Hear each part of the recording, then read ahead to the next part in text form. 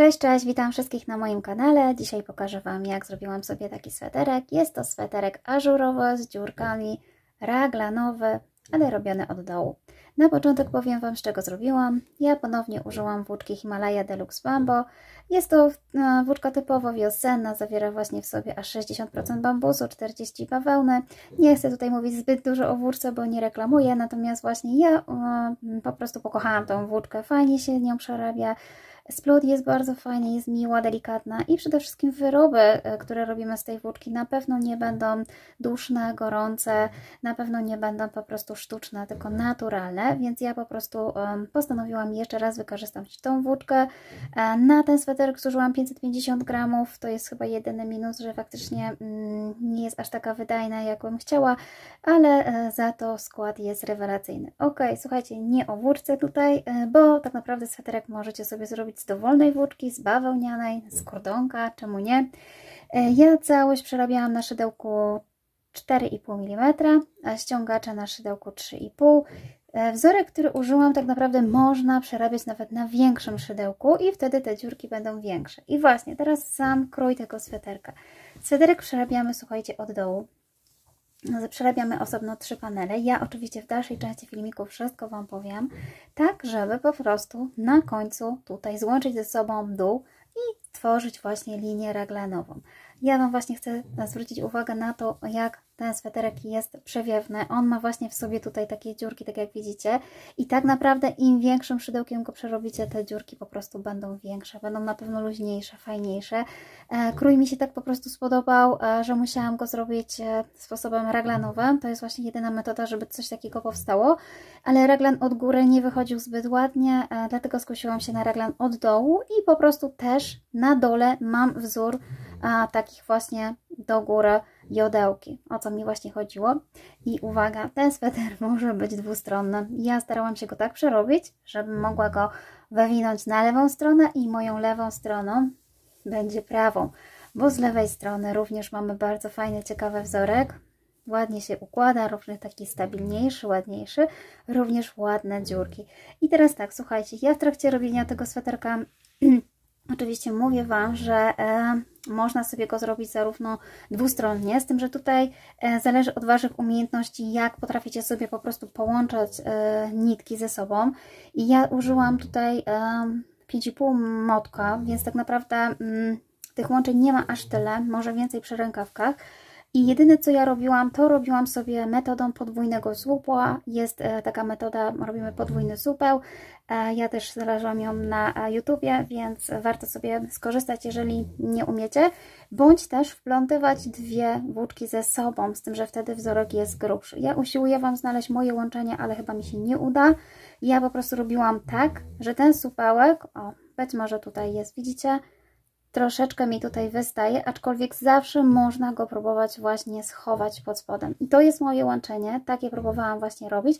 Dzięki temu ten sweter mogę wywinąć na drugą stronę i po prostu nosić sobie jako inny sweter. Nikt się nie pozna, że mam po prostu swetery 2 w 1. I tak wygląda linia raglanowa na lewej stronie. Też uważam, że się właśnie fajnie prezentuje.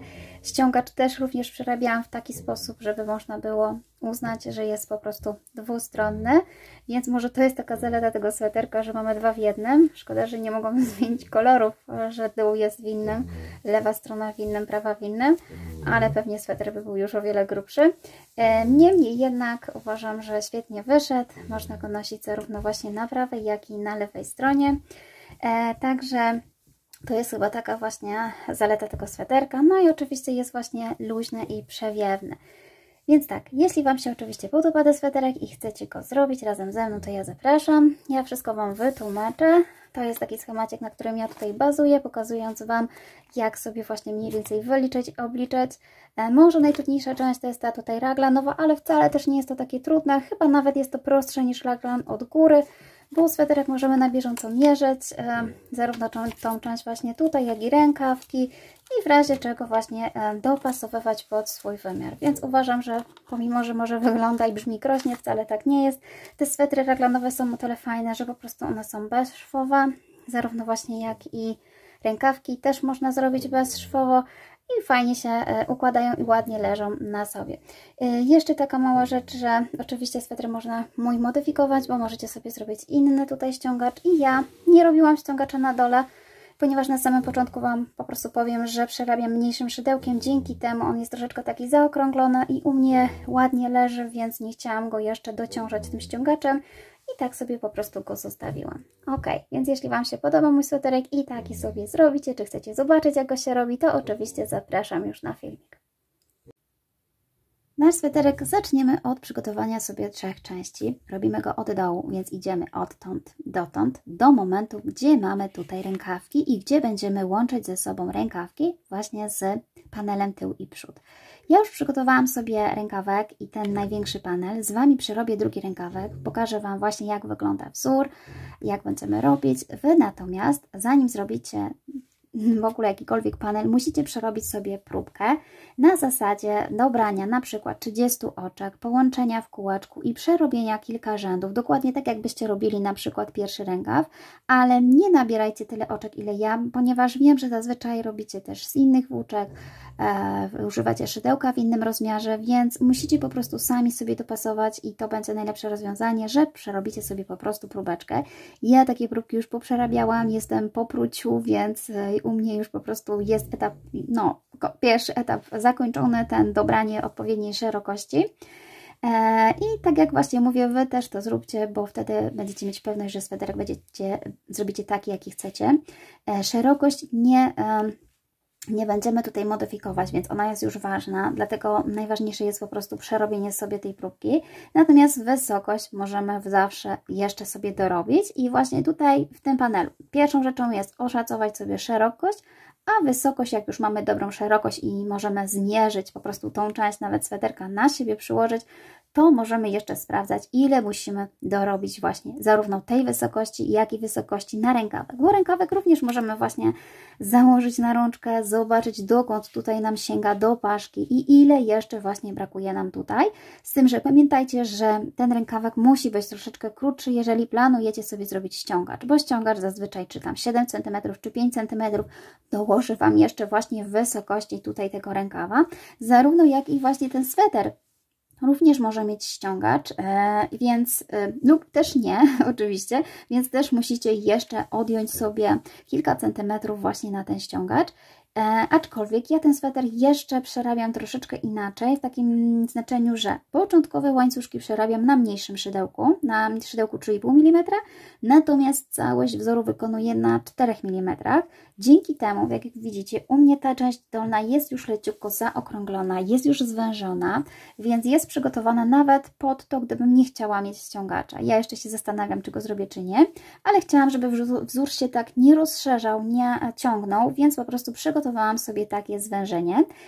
Jest to też dobre, gdy na przykład planujecie zrobić o wiele większym szydełkiem. Na przykład ja mam tu różnicę pomiędzy jednym a drugim pół milimetra, ale gdybym na przykład zrobiła na szydełku 4,5 czy 5, na pewno ta szerokość byłaby tutaj jeszcze większa, więc warto sobie ten pierwszy łańcuszek przerobić na mniejszym szydełku, dzięki temu nie będzie taki szeroki.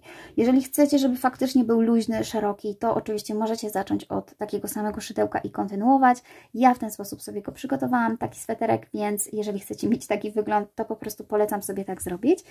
I co dalej? Słuchajcie, rękawki wykonujemy oczywiście osobno i panel tutaj przedni będzie panelem łączeniowym, czyli tak naprawdę ja tutaj nie odcinam włóczki, tą włóczkę sobie zostawiam, mam tutaj jeszcze cały motek dołączony.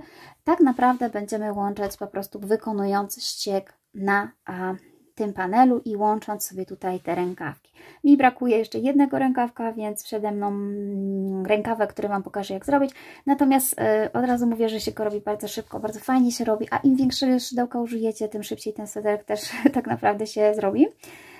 Znaczy Wy zrobicie, bo sam się nie zrobi. Czyli co, słuchajcie, zaczynamy od nabrania liczby oczek. Ja nabieram 50, tutaj mam przeliczone 50 oczek, natomiast na cały panel nabrałam 140. Wy robicie próbkę i dopiero później zaczynacie wykonywać sweterek.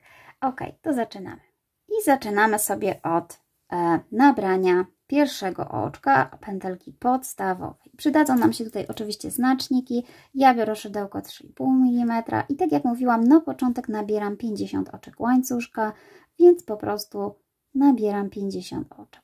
mamy tak. Raz, 2, 3, 4, 5, 6, 7. I mam nabrane już 50 oczek łańcuszka. Tutaj nie robię żadnego dodatkowego oczka. I teraz tak, układamy sobie łańcuszek równo, czyli przejeżdżamy sobie tutaj paluszkami, żeby on się nam ładnie układał. I tą końcóweczkę, czyli widzicie, ja przerabiam tak, żeby ten łańcuszek złączył się tutaj w ten sposób ze sobą. Przód łańcuszka. W ten sposób. Odwracam sobie o tak, gdzie mam tutaj taką właśnie tylną pętelkę. Pierwszą moją tylną pętelką jest tutaj z tego łańcuszka. O, i ją sobie po prostu wybieram tutaj na łańcuszek i połączę sobie w kółeczku mój łańcuszek. Czyli zabieram sobie włóczkę, przekładam przez to i robię tutaj oczko ścisłe. Oczywiście tutaj bardzo ważne jest dobrze sobie połączyć, czyli tak naprawdę, tak jak pokazywałam, ten łańcuszek taki ładny musi być ładnie w środku, nie może być pozawijane. O, czyli tak to u mnie wygląda, tylko że ja łączę sobie, jak gdyby pracuję na tylnym łańcuszku, więc będę po prostu wybierała sobie stąd oczka, żeby ten łańcuszek został w środku. Tak wygląda u mnie takie przejście. W ten sposób. Jeżeli macie swój sposób, to oczywiście możecie zrobić to według własnego uznania. I teraz tak, musimy mieć te oczka, które założyliśmy, te 50 oczek. To jest oczko pierwsze takie łączeniowe, ale również pierwsze z mojego tutaj łańcuszka. Więc ja tutaj robię jeszcze jedno oczko do góry i robię już od razu półsłupek nawijany, również w tej samej tutaj pętelce, w której łączyłam. Czyli to będzie mój tak naprawdę pierwszy półsłupek. W ten sposób. I to jest mój półsłupek. Oczywiście warto sobie zaznaczyć ten półsłupek tutaj, tu. Natomiast tu jest moje oczko łańcuszka, które nie wliczam do wzoru. Ważny jest tutaj ten półsłupek. I teraz przerabiamy sobie takie półsłupki dookoła, cały czas wbijając się właśnie w tą środkową tutaj pęteleczkę. Przerabiamy półsłupki nawijane, czyli narzut, wbijam się, środkową, przekładam włóczkę przez to, znowu przekładam narzut i przez 3.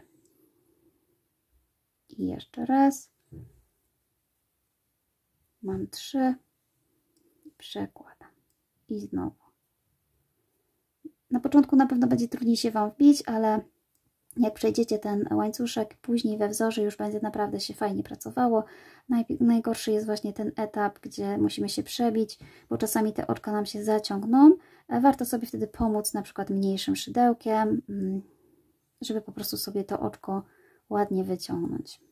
Mi tutaj też różnie, czasami się zaciągnie. Tylko pamiętajcie, żeby pilnować właśnie cały czas tych samych tutaj pętelek, bo jeżeli zaczniecie się wbijać w inne, w różne, to nie będzie Wam widać takiego łańcuszka. Jak się dobrze wbijecie, to widać ładny taki łańcuszek. Czyli cały czas wbijam się po prostu w tą środkową pęteleczkę tutaj. Ja ją wybieram i przerabiam sobie po prostu półsłupki z narzutem. I tak robimy dookoła i ja już sobie przerobię dookoła ten łańcuszek i zaraz Wam pokażę, jak będziemy łączyć. Ja już tutaj doszłam sobie prawie do końca. Muszę Wam po prostu tutaj pokazać, jak sobie to połączyć. I tak, po zrobieniu tego łańcuszka, tak powinien wyglądać Wasz taki okrąg. Jeżeli macie tutaj właśnie prosto, nic Wam się tutaj nie zagięło, to znaczy, że jest wszystko w porządku. Oczywiście przerabiając, my przerabiamy od dołu i on może wyglądać tak, ale tą część, którą tutaj macie zaznaczoną, musimy po prostu wyprostować, położyć sobie w tą stronę.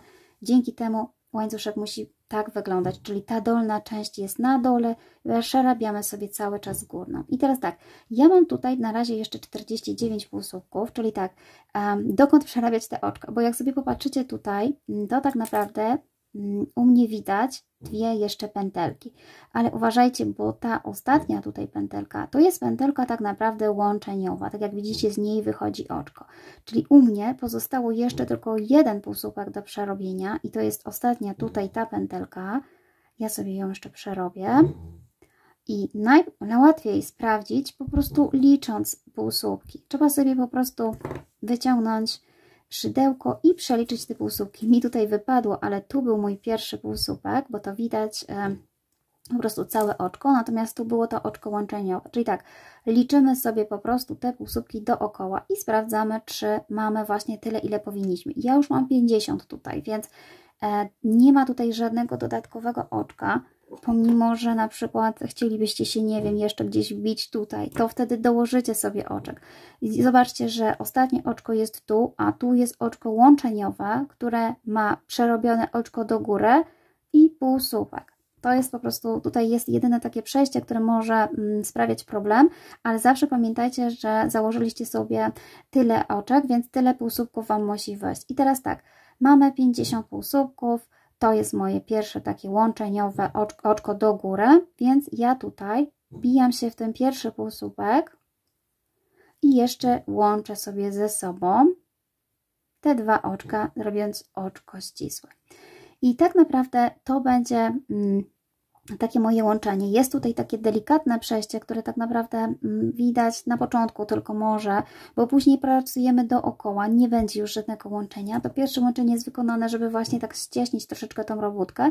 Następnie nie wykonujemy żadnego łączenia. Ale uwaga, zanim przejdziemy do wzoru, to warto sobie zaznaczyć ostatni półsłupek. A ostatni półsłupek, jak się cofniemy, jest tutaj. I teraz co zaznaczamy? Nie zaznaczyć półsłupek, tylko zaznaczamy sobie taką ostatnią tutaj pętelkę. Tak jak widzicie, tu mamy półsłupek z takim narzutem i chodzi mi o tą pętelkę. Dobrze sobie ją po prostu jest zaznaczać, ponieważ jak będziemy wykonywać dookoła wzór, może Wam się pogubić i żeby znowu nie stracić oczek, półsłupków, to sobie ją zaznaczamy. Ten półsłupek zaznaczamy, czyli pętelkę. I ja sobie tutaj po prostu ją w ten sposób zaznaczę. O. I mam na szydełku i dalej sobie tutaj połączę, tak jak mówiłam, czyli łączymy sobie z pierwszym półsłupkiem. Później będziemy już pracować właśnie w okrążeniach, czyli nie będziemy łączyć. To jest ostatnie nasze połączenie. Wykonujemy sobie wzór. Pamiętajcie, że to było nasze tutaj łączeniowe oczko do góry, więc po prostu tu będzie jedyny moment, w którym to może być widać, ale tak jak mówię, po zrobieniu całego swetru w ogóle nie będziecie na to zwracać uwagę. Tylko teraz Wam pokazuję, że to nie jest półsłupek. Tutaj tego nie będziemy w ogóle przerabiać. Nasz półsłupek jest tutaj. Jest od niego oczko. Tu jest oczko i tu jest półsłupek. To jest dosłownie ten łączeniowy, tak? Czyli ja jestem w tym łączeniowym oczku i tu jest do niego półsłupek. Dlaczego pokazuję Wam te półsłupki? Bo właśnie tutaj będziemy się, słuchajcie, wbijać. I ja jeszcze jeden rząd przerabiam sobie na mniejszym szydełku, dopiero po zrobieniu następnego rzędu sobie zmienię. I co? Robimy sobie narzut i właśnie wbijamy się w tą pętelkę, którą chciałam, żebyście właśnie tutaj sobie zaczepili, żeby Wam się nie pomyliło, bo tej części nie będziemy przerabiać, tylko tą i tą. Ten środeczek tutaj nie. Więc robimy narzut i co? Wbijamy się tutaj właśnie przez tą pętelkę, ale nie tak, tylko tam, zahaczając od tyłu tutaj. Tutaj tak naprawdę nie będzie wiele widać. Ważne jest tylko to, żebyście zawsze się wbijali w jedną pętelkę i przełożyli sobie to szydełko tam do tyłu pomiędzy półsłupek. I teraz, mając właśnie tak szydełko, zabieramy sobie włóczkę z tej strony, w ten sposób, luźno i robimy sobie półsłupek. Czyli to będą, słuchajcie, półsłupki, tylko nie wbijamy się standardowo w oczko, tak jakbyśmy się tutaj wbijali, tylko wbijamy się w półsłupek, w tej pierwszej tutaj części, widzicie? I ja sobie po prostu przekładam go z tyłu, to szydełko i przekładam włóczkę w ten sposób. I jeszcze raz, narzut, patrzę sobie, gdzie jest mój półsłupek, tu jest oczko, tu jest półsłupek, wbijam się właśnie w tą pętelkę, najbardziej właśnie od lewej strony. Ona tutaj jest największa, najbardziej wystaje, czyli to jest ta pętelka i ja muszę się jak gdyby przebić przez nią na drugą stronę, w ten sposób. I tutaj pobieram włóczkę i przekładam przez 3 i znowu. Tu się wbijam, pobieram, przekładam. Cały czas, słuchajcie, tak samo pracujemy już w okrążeniach. Najgorsza część to jest tak naprawdę tutaj to połączyć i nie pogubić sobie tych półsłupków i zrobić po prostu tyle samo w jednym rękawku, co w drugim, bo później po prostu będzie to ważne, żeby rękawki były takie same. I tak samo jak robimy panel tylny i przedni też, pamiętajcie, żeby po prostu po przerobieniu tego pierwszego rzędu tych półsłupków policzyć, czy nie pominęliście oczka, czy też nie dodaliście sobie zbyt wiele. I ja, słuchajcie, właśnie przerabiam sobie cały czas, tak jak mówię, na początek troszeczkę mniejszym szydełkiem, później już większym, więc te dziurki będą bardziej widoczne. Ta pętelka będzie się w nią naprawdę super wbijać. Można siedzieć i oglądać film i nie myśleć o tym, co robimy, bo będziemy cały czas dookoła przerabiać rękawek. Na razie, tak jak mówię, być może nie widzicie tego dobrze, bo jest mniejsze szydełko, ale jak przejdę do drugiego rzędu, to pokażę Wam, że tak naprawdę lepiej widać. Ja już przerobiłam sobie dookoła i jestem właśnie w tym miejscu, gdzie mówiłam, żeby sobie zaznaczyć właśnie ten półsłupek, żeby pamiętać go tutaj przerobić, bo on może być ciut mniejszy z tego względu, że właśnie nam się może troszeczkę coś zaciągnęło. I ja przerabiam sobie ten półsłupek jako ostatni. To jest ostatni właśnie półsłupek z okrążenia. Mi się tutaj źle wbiło. Pamiętając, że wbijamy się właśnie w tą część półsłupka. Ja Wam zaraz jeszcze pokażę na większym szydełku, jak to będzie wyglądało. I to było moje pierwsze okrążenie. Zrobiłam całe okrążenie. I tutaj, tak jak mówiłam, widać oczko przejściowe, oczko łańcuszka, które tutaj robiliśmy. To po prostu sobie pomijamy. Zobaczcie, że następnym naszym oczkiem jest to, takie troszeczkę mu się większe tutaj zrobiło. Nie to, co tutaj było łączeniowe, tylko to duże. To jest następny nasz półsłupek. Zresztą jak sobie policzycie te oczka tutaj dookoła, te półsłupki, to właśnie powinno Wam wyjść dokładnie tyle, ile nabraliśmy. I teraz tak, ja jeszcze tutaj, w tym momencie, gdzie jest właśnie przejście, zrobię mniejszym szydełkiem, czyli robię narzut i pomijam sobie właśnie to łączenie. Od razu się tutaj wbijam w ten półsłupek, od razu. I zrobię go troszeczkę takiego właśnie, mniejszego jeszcze ściaśnione. To jest jedyny moment, słuchajcie, przejścia, który tak naprawdę przy tym moim tutaj rękawku, który zrobiłam, nieznacznie widać. Musiałby się ktoś wpatrywać. Jak jeszcze to robimy sobie ściągacz, to już w ogóle nie będzie aż tak widoczne. I teraz, słuchajcie, ja właśnie przerabiam sobie większym szydełkiem. Możecie sobie dobrać takie same, bądź większe, bądź jeszcze większe. I robimy cały czas, słuchajcie, tak samo. Ja już nie potrzebuję znaczników, nie będę sobie znaczyła okrążenia. Dla mnie zawsze początek jest tutaj, gdzie jest właśnie ta włóczka i to łatwo sobie właśnie rozpoznać, bo mamy tutaj włóczkę i później ciągiem biegnie po prostu wzór w ten sposób i będę wiedziała, gdzie po prostu było łączenie. Jeśli chcecie, to znaczcie. Ja po prostu nie lubię tych znaczników, jak mi się tutaj hałasują i poniewierają. I robimy dalej, czyli cały czas narzut i zobaczcie, tu już jest większy ten półsłupek, więc więcej może Wam pokażę, że chodzi nam o przebicie się przez tak naprawdę ten półsłupek. I zawsze musimy się przebić tak, żeby była po prostu tutaj jedna pętelka. I przebijamy się od razu i zabieramy włóczkę z tyłu, zahaczamy i przerabiamy jako półsłupek.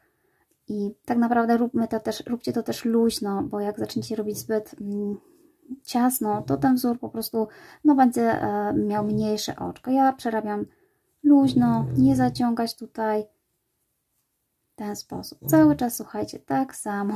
Teraz to już będzie monotonna praca dookoła, ale naprawdę bardzo szybko się to robi i fajnie i przyjemnie, ładnie po prostu to te szydełko wchodzi w to oczko. Też nie musicie się zastanawiać.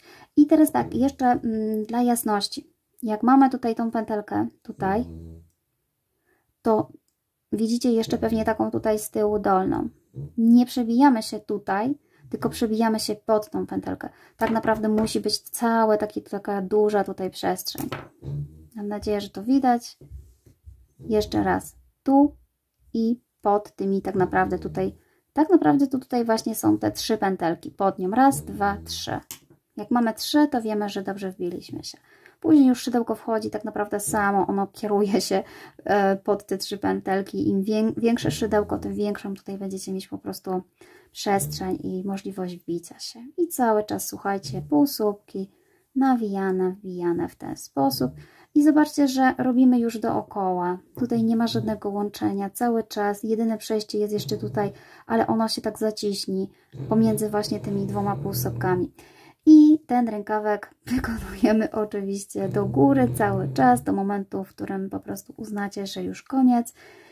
Jeśli chodzi o rzędy, łatwo je policzyć, bo tak jak widzicie, widać te półsłupki. Raz, 2, 3. Robię tutaj 3. rząd, więc łatwo też policzyć, ile zrobić tych rzędów na drugi rękawek, żeby był taki sam i żeby było tak samo. Oczywiście ja kończę w tym samym miejscu, po prostu patrzę, gdzie jest sznureczek i patrzę, gdzie biegnie linia. i staram się właśnie kończyć przy tej linii, zostawiając na razie jeszcze tutaj włóczkę. Przerobię oczywiście drugą część rękawka i pokażę Wam, co dalej. Mam nadzieję, że to było widać, że wiecie, jak robić. Naprawdę wzór jest fajny, przyjemny, prosty i łatwo się go robi. I tak samo oczywiście robimy panel tylny i przedni, dokładnie tak samo, tylko po prostu jest większa liczba oczek. I tak jak właśnie przerabiacie próbkę, możecie właśnie nabrać te 20 bądź też 30 oczek, dokładnie w taki sam sposób sobie połączyć i przerobić kilka rzędów i zobaczyć właśnie, złączyć i zobaczyć właśnie, jak Wam to wychodzi. Tak jak widzicie, już po przerobieniu większym szydełkiem widać, że troszeczkę się rękawek będzie rozszerzał. Ok, to ja biorę się do pracy i połączę się, jak już będę miała wszystkie 3 części.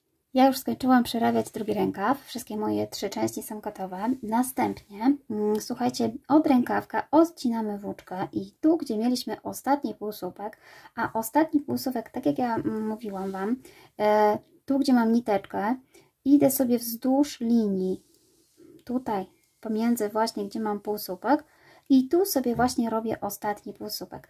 Wzór jest przekrzywiony, więc nie będzie szedł tak. Tak układają się właśnie półsłupki.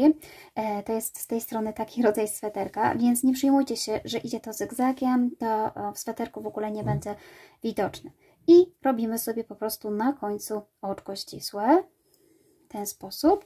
I oczywiście tak samo robimy sobie z drugim rękawkiem. Natomiast jeśli chodzi o panel przód i tył, to musimy sobie wyznaczyć 2 krawędzie po 2 oczka, czyli tu mam 2 oczka i tu, a w środku taką samą liczbę oczek. Ja miałam 140 oczek, więc minus te 4 to mam 136 i te 136 dzielę sobie na pół i w środku zostawiam tyle samo oczek z jednej, jak i z drugiej strony. U mnie to wychodzi po 68 oczek, czyli po 68 oczek z tej strony, 2 oczka, 68 z tej strony i 2. I tak jak mówiłam, również zaczynamy sobie od końca. W momencie, kiedy mieliśmy sobie tutaj początkową włóczkę, również w takim samym momencie ja tutaj się zatrzymałam na tym półsłupku i tą włóczką będziemy robić dalej. Więc jesteśmy teraz przy jednej z krawędzi, gdzie będziemy zaczepiać sobie rękawek. I zaraz Wam pokażę, jak będziemy to robić. I jestem tutaj w miejscu, gdzie będę łączyła ze sobą 2 panele, właśnie rękawek i przód i tył. I teraz tak, mam tutaj zaznaczone 2 półsłupki te boczne, które mieliśmy sobie właśnie wyznaczyć. Jeden sobie już wypinam i będę przerabiała go razem z rękawkiem. To jest kolejny właśnie półsłupek, który muszę przerobić, więc robię narzut. Wbijam się tak samo, jakbym się miała wbijać do przerobienia, ale nie przekładam włóczki, tylko również wbijam się tutaj. Tutaj, ponieważ mamy takie przejście, to ja postanowiłam, że troszeczkę inaczej przerobię. Będzie to troszeczkę może utrudnienie, ale tak, zaznaczcie sobie przedostatni półsłupek w ten sposób, żebyście wiedzieli, który to jest przedostatni, ponieważ teraz będziemy się wbijać troszeczkę inaczej. Wbijemy się w ostatni, ale również o ten niżej, czyli jak gdyby zahaczymy sobie o 2 takie półsłupki z 2 różnych poziomów, po to, żeby sobie mniej więcej właśnie wyrównać te poziomy. Czyli tak, mam zahaczone tutaj pierwszy półsłupek, który był taki ostatnim półsłupkiem i również idę na dół i zahaczam sobie o drugi, przebijając się tutaj. I dopiero teraz przez te wszystkie półsłupki przeciągam sobie włóczkę, zostawiając tutaj ten narzut, czyli narzut musi zostać i dopiero przerabiam sobie półsłupek. Będzie to mój pierwszy przerobiony półsłupek. I jego trzeba sobie oczywiście zaznaczyć od razu markerem. To jest nasz taki środkowy, będzie nasza linia raglanowa. W ten sposób.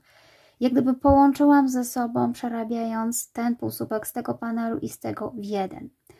Czyli już będziemy mieć na pewno o 1 oczko mniej. Następnie widzicie, jest już ładnie, jest cały półsłupek, więc przerabiamy sobie dalej. Przerabiamy sobie rękawek do momentu, aż dojdziemy do tego naszego znacznika, który sobie właśnie wyznaczyliśmy na rękawku. Jestem już z drugiej strony. Wiem, że to słabo widać, ale tak naprawdę jak będziecie robić tak jak ja i wpinać markery, to będziecie wiedzieć, o co chodzi. Tu mamy część połączoną.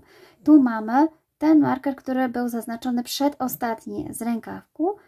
a tu mamy zaznaczone z naszego panelu przód i tył. I teraz tak, ja już sobie wypnę ten z rękawka i będziemy robić dokładnie tak samo, czyli narzut, bijam się ten tutaj, ten właśnie przedostatni i również przebije się ten tutaj, który był marker. Oczywiście pamiętajcie, że dla niego tu jest półsłupek, bo ten mamy przerabiony, czyli ja już sobie wypnę i muszę się przebić również właśnie w ten tutaj półsłupek. Tu mam jeszcze włóczkę z poprzedniego rękawa, żeby się nie pomylić. I teraz przekładamy sobie znowu przez wszystko oprócz narzutu i przerabiamy sobie półsłupek. Czyli dokładnie jest to tak samo. Będziemy mieć tutaj takie połączenie. Jest bardzo mała ta dziurka tutaj tak naprawdę. Dzięki temu chyba już nie będzie potrzeba tutaj żadnego łączenia. O to mi właśnie chodziło, żeby ta dziurka była tutaj jak najmniejsza, żeby sweterek był dwustronny. O to miał być taki zamysł, ale zobaczymy, czy to się w ogóle uda. I oczywiście przekładamy sobie tutaj znacznik w to oczko. No i dalej robimy sobie tak samo. Mamy też tutaj taką końcówkę włóczki, słuchajcie, z rękawka. Ja postaram się tutaj ją wrobić. Dokładnie położę sobie ją tak wzdłuż i po prostu wbiję się tu i będę starała się przekładać tak, żeby ona się schowała od razu. Widzicie, żeby jej po prostu nie było widać i będzie takie ułatwione zadanie. Jedna nitka schowana, ale tak jak mówię, staram się zrobić to dwustronnie. Zobaczymy, czy to się po prostu uda. No ona się troszeczkę chowa, a nie wiem, na ile to wytrzyma, ale być może będzie to dobre rozwiązanie. Kilka razy po prostu przyplotę. Później tak naprawdę można wziąć igłę i jeszcze z powrotem ją pochować, więc myślę, że tyle wystarczy. Po prostu chodzi o to, żeby ona się nam troszeczkę tutaj schowała, nie była takim tutaj supełkiem. No jest, uważam, fajnie schowana, nic tu nie będzie widać. Jeszcze będziemy wracać, więc można ją piętro wyżej też schować. Ok, słuchajcie, robimy tak do końca oczywiście drugich znaczników i tam przypinamy drugie. I jestem już przy drugim rękawku, tutaj robimy dokładnie tak samo, wbijamy się w przedostatnie oczko, żeby sobie po prostu nie pomylić, które to było i mam dwa markery w moim tutaj panelu. Oczywiście tak, pierwszy już sobie wypinam, oczko tu, a tu jest półsłupek dla tego oczka, więc znowu wbijam się przez to oczko. I dokładnie robię tak samo, jak robiliśmy tam, czyli wybieram sobie pierwszą część tutaj i jeszcze schodzę na dół w ten sposób i dopiero tą włóczkę, którą mam prowadzącą, muszę przełożyć przez te trzy warstwy, przez te dwie warstwy oprócz tego narzutu, czyli przekładam i dopiero teraz sobie robię półsłupek w ten sposób i tu sobie zaznaczam pierwsze moje oczko, pierwsza moja linia. Tamten marker jest z tamtej strony i tutaj patrzymy dalej i robimy sobie kolejne półsłupki, czyli robimy sobie rękawek dookoła i znowu dojdę sobie do drugiej strony. Jestem już przy ostatniej linii raglanowej, czyli tak, jestem w miejscu, gdzie zaznaczyłam sobie przedostatni półsłupek od rękawka i znowu robię narzut, przebijam się. Zostawiam sobie na razie szydełko i szukam sobie tutaj tego półsłupka od linii właśnie naszego tyłu. Czyli mam oczko i tutaj ten półsłupek i już sobie wypinam. Tak naprawdę to też widać, które jest oczko, ponieważ tutaj mamy zbyt ciasno i tamten półsłupek jest zajęty. To jest jak gdyby następny półsłupek.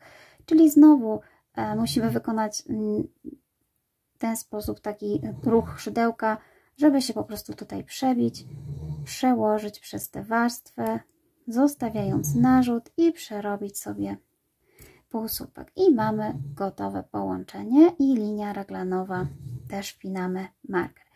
I tak naprawdę połączyliśmy sobie już całość, mamy w całości, ale ja dla utrwalenia tego połączenia przerabiam sobie jeden rząd dookoła cały czas, zostawiając markery w tych samych miejscach. Czyli tak, ja w tym momencie jestem można powiedzieć z powrotem z przodu, ale muszę, żeby zrobić pełne okrążenie, dojść do momentu, gdzie mam sznurek, czyli tak naprawdę zaczynaliśmy od łączenia tutaj tej części, więc to jest moje pełne okrążenie.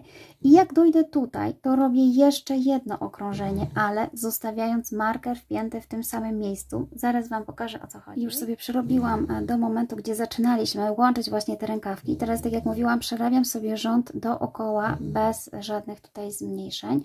Czyli zobaczcie, ja miałam tutaj znacznik i ja chcę po prostu przerobić sobie rząd dookoła. Tu mam jeszcze ładny półsłupek do tego oczka, więc sobie przerabiam. Natomiast to oczko łączeniowe, ono jest troszeczkę inne i tutaj musimy po prostu sobie wybrać troszeczkę inną pętelkę.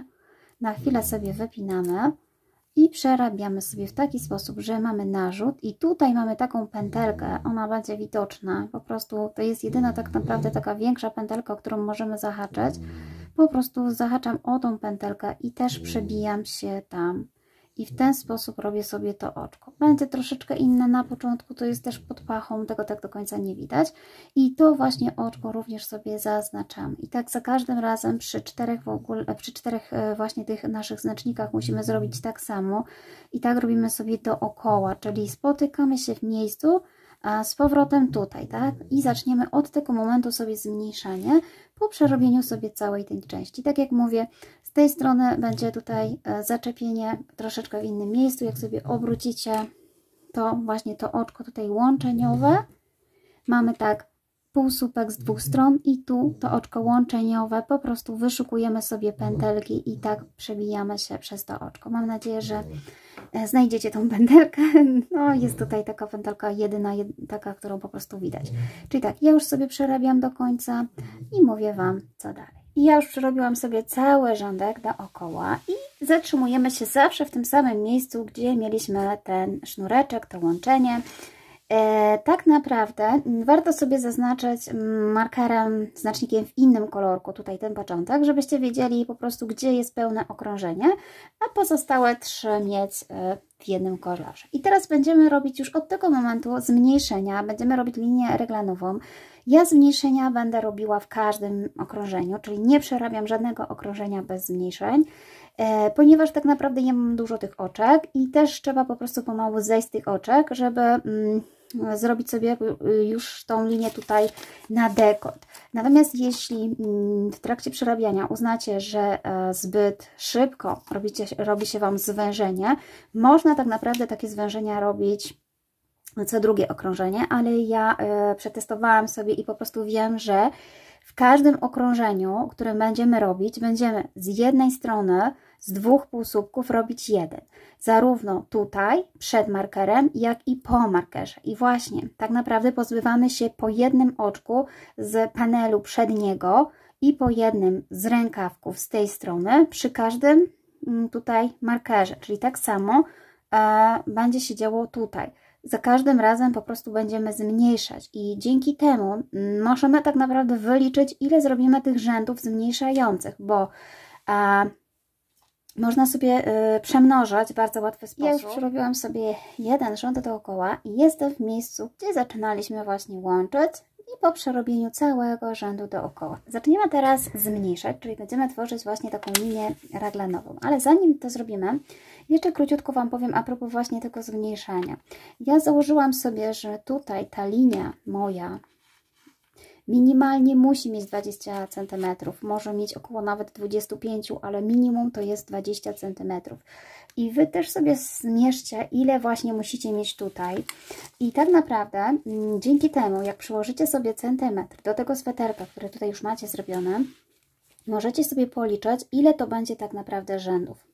Przy około 20, 22, mniej więcej. I mnie wyszło, że jeszcze będę musiała przerobić około 40 takich rzędów, żeby nadbudować sobie po prostu górę. I teraz zobaczcie, po co to liczyć? Po to, że jeżeli chodzi o zmniejszanie, jeżeli ja wiem, że ja muszę przerobić 40 rzędów i w każdym rzędzie zaczęłabym zdejmować tu jedno oczko i tu jedno oczko, obecnie mam teraz 60 oczek, to po 40 rzędach tak naprawdę brakłoby mi tutaj oczek, bo mam tylko 68 tutaj w tej części. A żeby zrobić 40 rzędów, potrzebowałabym mieć 80 oczek, bo z każdej strony, jeżeli bym zdejmowała po jednym. Więc pokazuję Wam to po to, żebyście wiedzieli, dlaczego nie będziemy zmniejszać w każdym rzędzie. Ja będę zmniejszać co drugi rząd, czyli tak, jeden rząd przerabiam na zmniejszenie, a drugi cały, czyli zaznaczam sobie na przykład 0. I znowu jeden na zmniejszenie i drugi cały. I dzięki temu zamiast zdjąć te 40 oczek, zdejmę 20 oczek, tak naprawdę w 40 rzędach, czyli powiedzmy, że docelowo chcę zdjąć 20 oczek z tej strony, 20 z tej strony, czyli na górze powinno mi zostać 38 oczek. Mówię teraz tylko o tej linii tutaj, tej tutaj, o, która mi tutaj powstanie. I tak samo jeśli chodzi właśnie o rękawki, będziemy robić, czyli zdejmować będziemy również od strony rękawków, czyli też będę zdejmowała za co drugi rząd i dzięki temu też te rękawki tak szybko się nie zmniejszą i po prostu starczy mi i zostanie mi tutaj ta część raglanowa. Na rękawkach obecnie mam 48, ponieważ tam właśnie zmniejszyliśmy, więc tak naprawdę zarówno jeżeli zdejmę z tej strony 20 i z tej strony 20, zostanie mi 8 oczek na górze. Wystarczająca ilość, żeby stworzyć sobie właśnie tutaj dekolt. Będzie 8, 38, 8 i 38. Są to mniej więcej takie szacowane wartości. Chodzi o to, żebyście sobie oszacowali, jak często możecie sobie robić te zmniejszenia. Bo jeżeli macie tutaj dosyć szeroko i potrzebujecie szybko zawęzić, to zróbcie tak jak ja, przyłóżcie centymetr, zobaczcie ile Wam zostanie rzędów, ile możecie sobie pozwolić na zdejmowanie oczek, czy zdejmujecie właśnie co drugi rząd, czy za każdym razem. Ja tak jak mówię, będę zdejmowała raz w jednym rzędzie, później przerabiała cały, zdejmowała cały. Do momentu, gdzie tak naprawdę osiągnę już pożądaną wysokość, to nie musi być stricte 40 rzędów, to może być, okazać się, że to będzie 38.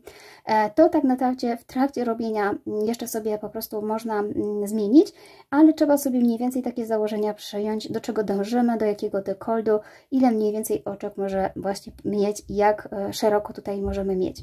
Ok, to są takie mniej więcej szacowane wielkości. Natomiast ja Wam pokażę właśnie, jak będą teraz wyglądały te zmniejszenia i jak będziemy przerabiać sobie dalszą. Czyli zgodnie z moim założeniem, po przerobieniu całego tutaj rzędu zaczynam rząd od zmniejszenia. Czyli jestem w miejscu, w którym zaczynaliśmy całkowicie właśnie łączyć rękawy po przerobieniu całkowicie tego rzędu. Zawsze będziemy robić w taki sposób, że tu mamy naszą linię raglanową. Ją przerabiamy sobie standardowo. To jest nasze oczko, a to jest półsłupek z linii raglanowej. Natomiast, żeby zrobić zmniejszenie, potrzebujemy 2 półsłupki. I to są moje 2 kolejne półsłupki, tu są do nich oczka. I ja zmniejszenia będę robiła po prostu w najprostszy sposób. Nawijam, robię sobie narzut, zabieram sobie tą pętelkę, ale nie przekładam tam, tylko ją po prostu zabieram, nakładam sobie na szydełko, następnie przebijam się w drugie oczko, już z drugiej strony, tak jakbym robiła sobie zwykły półsłupek i przekładam sobie przez te 2 pętelki, następnie przerabiam sobie półsłupek w ten sposób. I mamy zrobione pierwsze zmniejszenie. Następnie mamy linię raglanową, czyli tak, wypinam sobie znacznik i przerabiam sobie 1 półsłupek. To będzie moja taka linia, zwyczajny 1. I oczywiście za każdym razem sobie wpinamy, żebyśmy się nie pogubili. Następnie robimy zmniejszenie takie same, jak robiliśmy tutaj na rękawku, czyli znowu robię narzut, zabieram tą pętelkę, a tą przebijam się standardowo i przerabiam sobie, przeciągam sobie tutaj i przeciągam przez 3. W ten sposób. Mamy zrobione drugie zmniejszenie.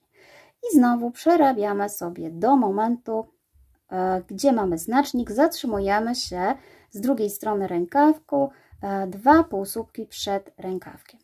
Czyli tak, zmniejszający rząd polega na tym, że 2 oczka, 2 półsłupki przed i 2 po, a linia raglanowa jest tutaj cała. Czyli ja zrobię sobie tutaj jeszcze do tego momentu, jeszcze raz Wam pokażę. Jestem już z drugiej strony rękawków i oczywiście robimy dokładnie to samo, czyli mamy 2 półsłupki, to są półsłupki z tych 2 oczek i znowu robię narzut, tu pobieram tylko pętelkę, a tutaj przebijam się na drugą stronę i przekładam sobie przez te 2 pętelki, narzut zostaje i przerabiam sobie półsłupek w ten sposób. I znowu linia raglanowa, linia raglanowa się nie zmienia, czyli przebijamy się w jedną część tutaj i przerabiamy jeden półsłupek. Oczywiście cały czas znaczymy, żeby nam się nie pomyliło. I oczywiście za tą linią również przerabiamy sobie zmniejszenie. Za każdym razem pomiędzy właśnie tymi tutaj znacznikami, kiedy robimy rząd zmniejszający, musimy 2 razy wykonać tutaj to zmniejszenie. Czyli tutaj wykonaliśmy i teraz przechodzimy do następnego, czyli pobieram tutaj pętelkę, wbijam się przekładam przez 2 i robię półsłupek. Mi się tutaj nie udało coś przejść. Jeszcze raz. Tutaj przez 2 i przez 3. I jest. I znowu przerabiam tak samo drugi rękawek. Czyli słuchajcie, jeżeli robicie właśnie rząd zmniejszający, musicie w 4 miejscach, tam gdzie macie markery, wykonać zmniejszenie. Za każdym razem przed i po. I to jest właśnie rząd zmniejszający. Czyli teraz ja dochodzę sobie, jestem jak gdyby w tylnym, z tyłu tutaj tego panelu, przerobię sobie tutaj do końca i jestem już przy trzecim moim znaczniku, drugim rękawku i znowu to samo, czyli narzut, 2 półsłupki przed przerabiamy razem, przekładając w ten sposób przez 2 i później przez 3, znowu wykonujemy, wykonujemy linię raglanową, czyli tutaj standardowo wbijamy się raz, oczywiście zahaczamy i znowu tutaj robimy zmniejszenie. I to jest trzecie nasze zmniejszenie i zostało nam jeszcze jedno zmniejszenie przy ostatnim znaczniku. Jestem już przy ostatnim znaczniku, czyli ostatni raz robimy sobie zmniejszenie. 2 tutaj mam pozostawione półsłupki, znowu robię tak samo. Ten zabieram tylko pętelkę, tu się przebijam przez 2 i półsłupek. Tu wykonuję sobie mój standardowy jeden półsłupek. Oczywiście zawsze zaznaczamy, żeby nam się nie pomyliło. I jeszcze raz zmniejszenie, czyli pobieram sobie tutaj jedną pętelkę, tutaj i gotowe. I przeszliśmy dookoła przez całe zmniejszenia i żeby zakończyć tą rundę, muszę z powrotem dojść do mojego znacznika w innym kolorze, który wyznacza mi właśnie początek. Ja sobie tam dojdę i pokażę Wam, jak będzie właśnie wyglądał rząd bez zmniejszeń. Jestem już na początku tej rundy, gdzie zaczynało się zmniejszenie, mam mój znacznik i słuchajcie, kolejny rząd, tak jak mówiłam, to jest po prostu przerabianie dookoła bez żadnych zmniejszeń. Wbijamy się po prostu w te same miejsca, tylko w miejscu, gdzie mieliśmy właśnie taki słupek zmniejszający, może być to troszeczkę inne, chociaż nie, wydaje mi się, że to też ładnie wygląda. Robimy narzut i też mamy tutaj taką pętelkę, to jest taki słupek, który był zmniejszający, więc przerabiamy go po prostu w ten sposób. I znowu wypinamy sobie znacznik i przerabiamy kolejną tutaj naszą linię raglanową i znowu sobie wpinamy to samo miejsce. Ważne, żebyście właśnie tych znaczników sobie nie pogubili, bo one wyznaczają nam tak naprawdę właśnie te rzędy zmniejszające i można się po prostu pomylić. I znowu jest to taki podwójny słupek, tutaj był pobierany i ja teraz pobieram sobie jeden i przerabiam. I tak robimy, słuchajcie, dookoła. Co drugi rząd będziemy mieć właśnie takie zmniejszenia, które mogą nam się troszeczkę właśnie inaczej układać, ale jest to linia raglanowa, więc ma prawo tak to wyglądać. Ja natomiast jeszcze się wrócę do tego raglanu, bo nie wiem, czy dobrze to zrozumieliście. Czyli tak, ten rząd przerabiamy cały, bez zmniejszeń. Kolejne znowu będziemy przerabiać ze zmniejszeniami. Ale jeśli chodzi o sam raglan, raglan zazwyczaj właśnie robi się z góry i mamy tutaj takie 4 punkty. To są te nasze punkty, w których mamy znacznik. Mamy tył, mamy przód i mamy rękawki. To są nasze rękawy, tu mamy przód i tu mamy tył. Ja zaczynałam ten raglan od liczby oczek 68, dlatego że dzieliliśmy sobie, tak jak było na pół i zostawialiśmy sobie z 2 stron po 2 znaczniki. I pomimo, że miałam 140, to tu miałam 1, tu miałam 1, tu miałam 1, tu 1 i tu mi zostawało 68 w środku. I teraz po złączeniu właśnie rękawków, pomimo że moje rękawki miały 50 cm, ja tak naprawdę 50 oczek, tu miałam rękawki, one miały niby 50, ale pamiętacie, że tutaj przy łączeniu tego półsłupka z tym powstawał nam tak naprawdę 1. Czyli jak gdyby o 1 tu był mniej i również po złączeniu tutaj powstawał nam też 1, czyli 2 z tego i z tego powstał 1. I ten właśnie 1 jest naszą linią raglanową cały czas. I tutaj z 58 w następnym rzędzie właśnie już zrobiło mi się 48, tak samo tutaj. Czyli łączna liczba moich całych oczek to było 68, 68, 48 i 48. Tak? Czyli to jest cała moja linia teraz po złączeniu. Natomiast po przerobieniu sobie pierwszego zmniejszenia, za każdym razem będzie się zmniejszało z każdej strony po jednym. Czyli tak naprawdę jak zobaczycie sobie teraz z góry, w ten sposób, my w tej linii zmniejszającej tak naprawdę zmniejszamy w rękawkach o 2, w panelach o 2, dookoła. Czyli można powiedzieć, że raz, 2, 3, 4, 5, 6, 7, 8 oczek na całe okrążenie. 8 oczek mniej w stosunku do całej tutaj tej liczby, którą mamy tutaj jak gdyby po połączeniu. Czyli tak, mieliśmy 232 oczka tutaj, minus te 8, powinniśmy mieć dookoła 224. Oczywiście ja nie wliczam tych linii tutaj pojedynczych raglanowych, one sobie idą osobnym torem, ponieważ my po prostu je zostawiamy. Czyli tak naprawdę w sumie po plus te 4 mamy 228, ale chodzi nam o te oczka właśnie pomiędzy. I teraz popatrzcie, jak będziecie robić zmniejszenie, to zawsze pilnujcie sobie, czy faktycznie zmniejszyliście wszędzie. Czy rękaw ma zawsze tyle samo z jednej, co z drugiej. Czy przód ma tyle samo z jednej, co z drugiej. Nie musicie zawsze każdym razem tego liczyć, ale jeżeli widzicie, że coś Wam nierówno idzie, to policzcie po prostu te tutaj przestrzenie pomiędzy tymi właśnie markerami, pomiędzy znacznikami, bo zawsze tutaj zarówno po przerobieniu całego rzędu ten rękaw, liczba oczek musi mieć takie samo, co drugi rękaw, tak samo i przód. To też będzie widać, że gdzieś zapomnieliście zmniejszyć, bo tak jak widzicie, no nie da się ukryć zmniejszeń. One zawsze są i będą i zawsze tutaj będzie po prostu widoczna ta część zmniejszająca. Tu jest słupek zmniejszający i tu jest słupek zmniejszający. Ten wzór jest troszeczkę właśnie na skos, więc nie da się zrobić tak jak w drutach, że mamy możliwość porobienia sobie lustrzanym odbiciem tego tutaj zmniejszenia, natomiast ja nie wiem jak to zrobić, przyznam szczerze, dlatego tak po prostu będzie szło. Mam nadzieję, że będzie to szło ładnie z tej strony, zobaczę jak to wyjdzie, ponieważ tak jak mówię planuję, żeby sweter był dwustronny, przerobię sobie kilka rzędów i zobaczymy czy mi się uda, myślę, że na razie też wygląda w miarę spoko, więc zobaczymy. Słuchajcie, czyli tak, ten rząd przerabiam dookoła cały, więc po prostu jadę cały czas dookoła, tak jak Wam tutaj pokazywałam tą część.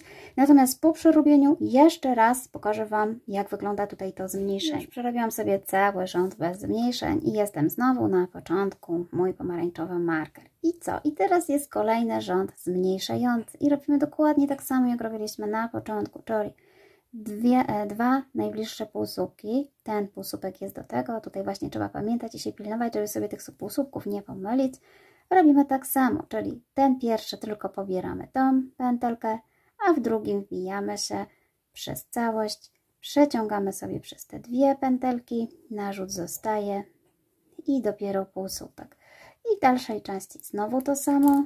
Ja już pokażę Wam tylko na tej stronie. Znowu wbijamy się tutaj w ten półsłupek, przerabiamy sobie zwyczajnie linię, ją sobie zawsze znaczymy. Tutaj na górze. I mam do zrobienia jeszcze jedno zmniejszenie z tej strony, czyli narzut. Zabieram sobie z następnego wolnego półsłupka tą pętelkę, przez tą się przebijam, przekładam przez dwie, narzut zostaje i zmniejszenie. I tak będziemy robić za każdym razem, gdy robimy rząd zmniejszający, przy każdym tutaj naszym znaczniku, czyli 4 razy. Znowu w tym rzędzie będziemy mieć mniej o 8 oczek i to jest rząd zmniejszający. I znowu po zrobieniu tego rzędu robimy rząd cały i znowu później po całym zmniejszający. I tak jak mówiłam, dotąd, dopóki zauważycie, że osiągnęliście już odpowiednią wysokość raglanu, że już tutaj jest właśnie odpowiednio. Gdyby się zdarzyło, że raglan jest dalej za szeroki, możecie iść dalej, bądź gdy jest za wąski, może się okazać, że nie musicie w co drugim, tylko na przykład nieco co drugi zmniejszające, tylko na przykład 2 przerabiać całe i dopiero później zmniejszać. To tak naprawdę musicie sobie dopasować do swoich wymiarów, bo ja robię pod taką eseczkę, M-kę bardziej, coś pomiędzy i staram się zawsze mniej więcej właśnie mierzyć po prostu na siebie sweterki i sprawdzać, jak one leżą i ewentualnie, jeżeli coś nie pasuje, to naprawdę warto spróć i poprawić, niż chodzić w czymfce, z czego nie będziemy zadowoleni, więc nie bójcie się kombinować. Ja Wam pokazuję pomysł. Jeśli macie pomysł na inny raglan, oczywiście również go możecie zastosować, zmienić. Jak najbardziej wszystkie pomysły są dozwolone. Więc ja tak naprawdę robię już prawie do końca. Pokażę Wam, jak to u mnie wyszło, jak wygląda już cały raglan i co będziemy robić dalej. Ja już przerobiłam cały mój raglan, tak wygląda już cały prawie gotowy sweterek. I teraz tak, słuchajcie, ja tutaj przerobiłam około 23 cm, licząc właśnie w tej linii raglanowej, tyle mi wystarczy. Osiągnęłam tutaj liczbę oczek 100, łącznie licząc już właśnie z tym oczkiem raglanowym, czyli dookoła mam 100 oczek. Wy oczywiście musicie sobie zrobić dotąd, dopóki Wam po pasuje. Tą metodą robiłam cały czas, czyli jeden rząd zmniejszający, drugi rząd cały. I tak po prostu doszłam do tej liczby pożądanej. Mi się tutaj wszystko ładnie ułożyło, więc myślę, że ten sposób zwężenia jest odpowiedni. W następnej części nie będziemy tutaj odcinać już tutaj tej włóczki, tylko wykończymy sobie tutaj właśnie od razu ściągacz na górze, dekolt. Robimy tą samą włóczką, więc jesteśmy w tym miejscu, gdzie zawsze zaczynaliśmy okrążenie. Ja kończę okrążenie jedno całe, czyli bez żadnych zmniejszeń. Przerabiamy dodatkowo jedno okrążenie bez zmniejszeń całe i już Wam pokazuję, co dalej. Jestem tutaj w tym miejscu, gdzie zawsze zaczynałam rządek i teraz tak, słuchajcie, jeśli postanowiliście, że Wasz sweterek będzie na tej stronie i na tej zostawialiście na przykład łączenia włóczek, to warto sobie przewinąć sweter na drugą stronę i po prostu zacząć robić ściągacz. Aczkolwiek ja postaram się tak zrobić ściągacz, żeby nie było widać łączeń. Natomiast jeśli sweterek jest dwustronny, to po prostu robicie tak jak ja. Ja teraz biorę sobie troszeczkę mniejsze szydełko, 3,5 mm, żeby po prostu sobie zawęzić trochę ten dekolt. I teraz tak, przez najbliższe 2 półsłupki przerobię sobie oczka ścisłe z narzutem, bijając się dokładnie w taki sam sposób, tylko nie przeciągam tutaj już włóczki, tylko przerabiam po prostu przez 2 oczka i znowu narzut, bijam się tutaj i przerabiam przez 2 oczka. Następnie zaczniemy sobie robić już ściągacz dookoła. Ja będę robiła go z półsłupków, ale z półsłupków reliefowych. Z narzutem, półsłupki z narzutem. Nie będę używała tutaj do tego słupków, tylko po prostu wykorzystam półsłupki, one troszeczkę lepiej wyglądają, są takie właśnie bardziej zbite. I teraz tak, zaczynamy od oczka do góry i tu mamy pierwszy półsłupek do przerobienia i ja już zaczynam od ściągacza.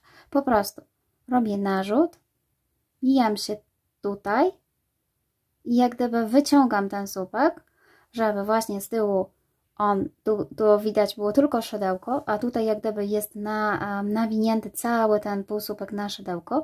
Następnie przekładam sobie właśnie włóczkę, mam 3 i przerabiam w ten sposób.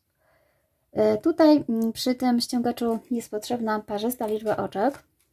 Jeżeli Wam się po prostu jakimś cudem tutaj nie udało uzyskać parzystej liczby oczek, to na końcu można zdobyć na przykład 2 półsłupki, bądź też zmniejszyć, na przykład jeszcze raz właśnie przerabiając. Ale to Wam mogę pokazać dopiero przy końcu. Ja tutaj mam parzystą liczbę, mam 100 oczek, więc sobie po prostu idę dalej. I pilnujemy sobie dalszego ciągu, czyli tak, robię narzut i teraz zwijam się tutaj od tyłu szydełko. I robię dokładnie to samo, tylko z tej strony widzę teraz szydełko i nam nabity półsłupek jak gdyby od tej strony, od tyłu. I tam przeciągam włóczkę i przerabiam sobie półsłupek nawijany. I znowu narzut, przerabiam sobie tutaj i w ten sposób. W ten sposób cały czas dookoła będę sobie robiła ściągacz. Cały czas raz wbijamy z przodu, raz wbijamy z tyłu. Tak samo.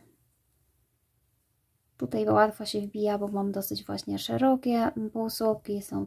Jest przestrzeń pomiędzy nimi, więc cały czas widać po prostu, gdzie się fajnie tutaj przebić. Jeśli macie pomysł oczywiście na inny ściągacz, to jak najbardziej możecie sobie zrobić inny. Ja robię sobie taki, wszystkie chwyty dozwolone. I teraz tak, ja sobie przerobię dookoła, cały czas dokładnie tak samo, w każdy tutaj półsłupek się przebijam, a w linii raglanowej również. Tylko trzeba po prostu patrzeć, który słupek jest następny. I tu właśnie wchodzę w linię raglanową, która mi tutaj akurat wyszła, bijając się od przodu. Czyli cały czas dookoła.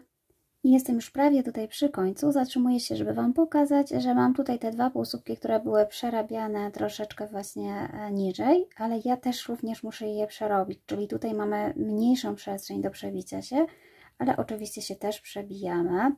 I ja, tak jak mówię, robię troszeczkę wyjątkowo inaczej. Tutaj nie robię jak gdyby takiego łączenia i oczka do góry zbytnio.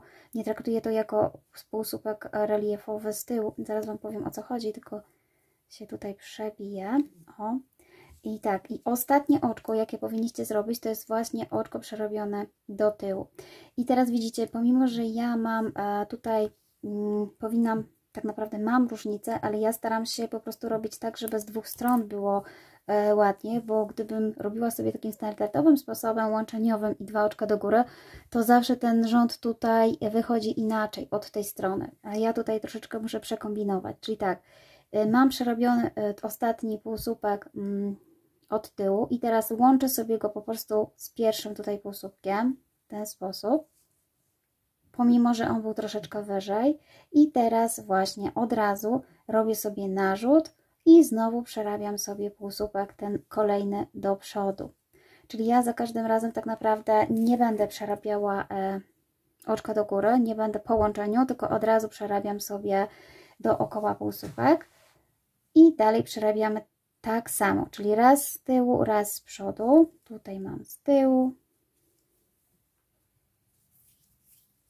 a tutaj mamy z przodu. I cały czas już robimy sobie tak samo.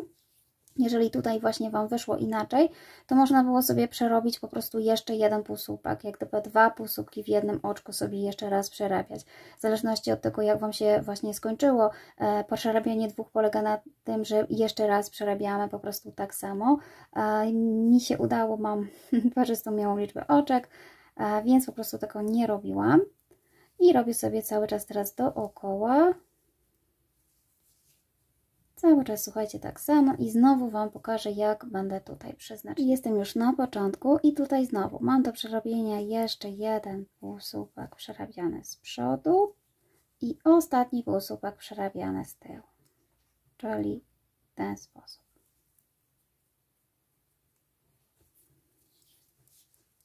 Jeszcze raz.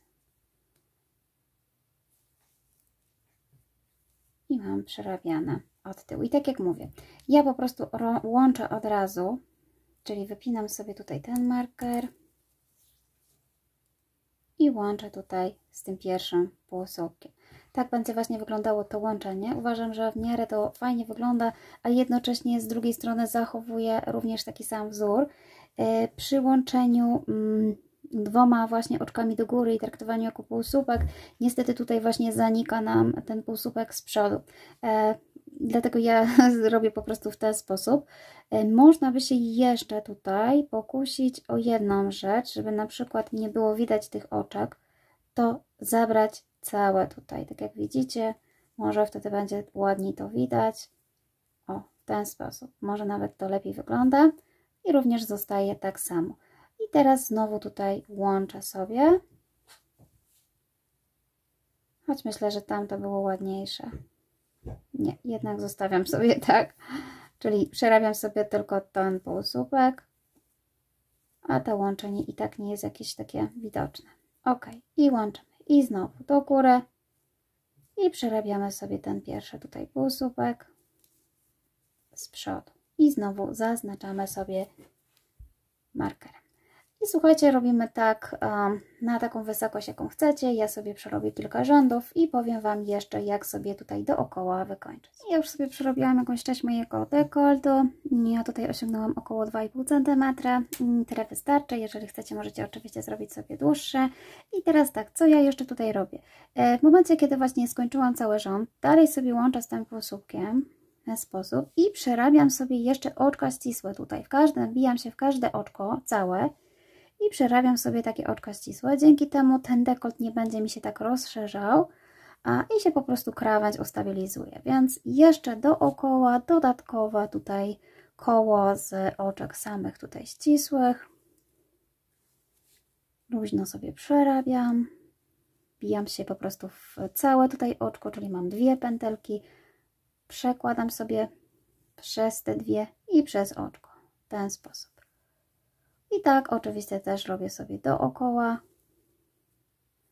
Dzięki temu mam po prostu tutaj ładniejsze wykończenie i też właśnie nie będzie się tak bardzo rozciągał nasz dekolcik. Czyli tak, ja sobie jeszcze tutaj przerobię do końca. Jestem już na końcu, przerobiłam sobie cały rządek. Jestem w miejscu, gdzie właśnie mam to łączenie. To jest ten moment, w którym zaczynaliśmy. I teraz tak, ja sobie po prostu wbijam się w następne oczko.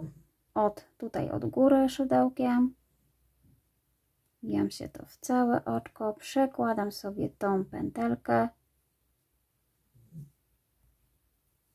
w ten sposób, odcinam włóczkę, a tutaj po prostu przekładam i zaciągam. I teraz tak, jeżeli właśnie sweterek ma być dwustronny, to tą właśnie końcóweczkę najlepiej igiełką poprzeplatać sobie tutaj w tych miejscach, tak żeby po prostu nie było widać i mocno zabezpieczyć. Ja sobie właśnie to zrobię później.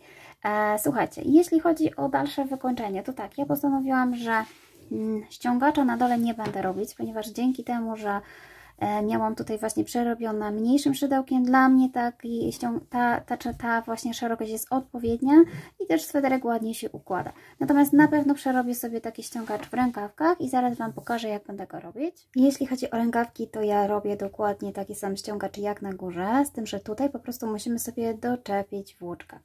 I jeśli teraz jeszcze chodzi o zwężenie, ja miałam tutaj szeroko, więc postanowiłam sobie zawęzić, tak żeby właśnie ściągacz trzymał mi tutaj sweterek na rączce. I tutaj po prostu mam taką metodę, że najpierw oczywiście zaczepiamy sobie włóczkę, czyli bierzemy sobie naszą włóczkę, robimy sobie pętelkę podstawową i będę po prostu zaczepiała włóczkę o jedno z oczek. Tutaj jest... powinno być w sumie 50 oczek, ale czasami jest tak, że właśnie mamy, tak jak ja tutaj widzicie, jedno takie większe oczko plus takie mniejsze. Tak naprawdę nie ma znaczenia, ile tych oczek jest. Ważne, żeby była znowu liczba parzysta i też, jeżeli chcecie zawęzić sobie właśnie ściągacz, trzeba tak samo zrobić po zawężeniu, po zmniejszeniu, żeby również była liczba parzysta i wiadomo, żeby rękawki dwa były takie same. Ja początkowo teoretycznie miałam 50 oczek, ale zeszłam do 36 oczek, czyli tak zawęziłam, że zeszłam do 36. Jak to robimy? Najpierw oczywiście sobie wyszukujemy jakąś tutaj pętelkę z któregośkolwiek brzegu. Ja sobie właśnie biorę mniejsze szydełko, bo te oczko są tutaj zaciśnięte. I wbijamy się po prostu w całe oczko i przeciągamy sobie tutaj włóczkę w ten sposób. Robię sobie oczko jedno do góry i przerabiam od razu półsłupek, czyli jeszcze raz wbijam się w to oczko i przerabiam półsłupek. I oczywiście to pierwsze oczko trzeba sobie zaznaczyć. I teraz tak, ja sobie obrałam taką technikę, że zawężam w ten sposób, że robię jeden półsłupek, zwężenie, jeden półsłupek, zwężenie, czyli tak jak gdyby jeden jest cały i dwa kolejne to jest zmniejszenie. Ale to jest takie zmniejszenie u mnie dosyć spore, bo ja chciałam, żeby ten sweterek był taki 3/4, więc żeby on mi się po prostu trzymał na rączce, ja mam dosyć ciasno. Natomiast jeżeli uważacie, że nie potrzebujecie aż takiego zwężenia, można przerabiać na przykład 2 półsłupki i dopiero zwężenie. To tak naprawdę musicie po prostu sami sobie wypróbować i popatrzeć, jak Wam się po prostu będzie układał ściągacz na rączce. I teraz tak, po zrobieniu całego półsłupka robię od razu zwężenie, czyli sobie robię narzut i robię bardzo podobnie, tak jak robię w amigurumi w maskotkach, czyli po prostu wbijam się w pierwszą pętelkę, znowu muszę wykonać taki ruch szydełkiem, żeby również od dołu wbić się w drugą pętelkę. W ten sposób przeciągam włóczkę i dopiero robię półsłupek. I to jest moje zwężenie, jak gdyby 2 oczka przerabiam razem. I znowu jedno oczko całe